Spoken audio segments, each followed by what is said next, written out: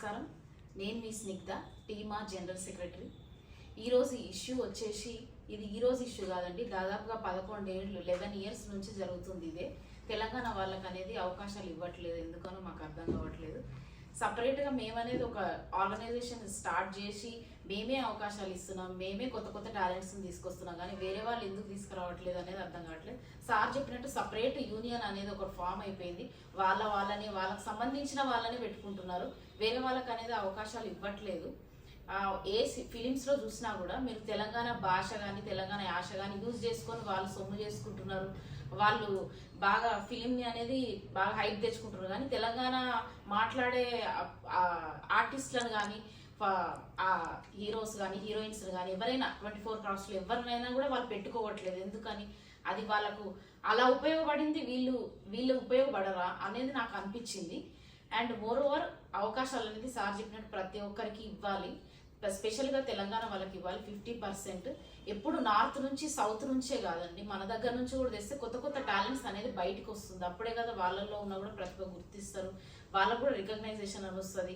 కొత్త కొత్త టాలెంట్స్ వస్తేనే మనకు కూడా ఇప్పుడు ఎన్నో కొత్త కొత్త యువ డైరెక్టర్లు కానీ యువ ఆర్టిస్టులు కానీ హీరోస్ కానీ హీరోయిన్స్ కానీ బయటికి రావడానికి ఒక ఛాన్స్. ఇది అందరికీ అవకాశాలు ఇవ్వాలని నేను కోరుకుంటున్నాను. అలాగే రవి గారు, నేను ప్రత్యేకంగా చూశాను దీక్ష సినిమాలో, నేను అక్కడ షూటింగ్ జరుగుతున్నప్పుడు ఉన్నాను, నేను అందులో పాల్గొన్నాను కూడా. ఫైటింగ్స్ అనేది వీళ్ళందరూ కూడా ఎంతో బాగా చేశారు. అసలుకి వేరే నార్త్ నుంచి అలా వచ్చే వాళ్ళు సపరేట్ ఫైటర్స్తో పోల్చుకుంటే వీళ్ళు ఎంతో బాగా చేశారు. అసలు వరల్డ్ వైడ్ రికగ్నైజేషన్ ఉన్న వాళ్ళకు కూడా మనం అవకాశాలు ఇవ్వకపోతే ఇంకా ఈ గవర్నమెంట్ అనేది కొద్దిగా చూసుకోవాలి అది.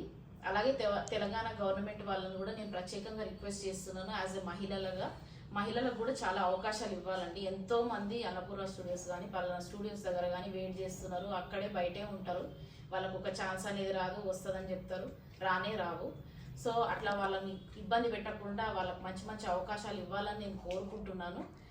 అండ్ ఈ గవర్నమెంట్ తరఫు నుంచి కూడా నేను కోరుకుంటున్నాను, సినిమాటోగ్రఫీ మినిస్టర్ గారు కోమటిరెడ్డి వెంకటరెడ్డి గారికి కూడా నేను ప్రత్యేకంగా కోరుకుంటున్నాను, సార్ మీరు ఈ ఇష్యూని మీ దాకా మీరు తీసుకొని రావాలి, కొద్దిగా ఈ జీవో అనేది పాస్ చేయాలి.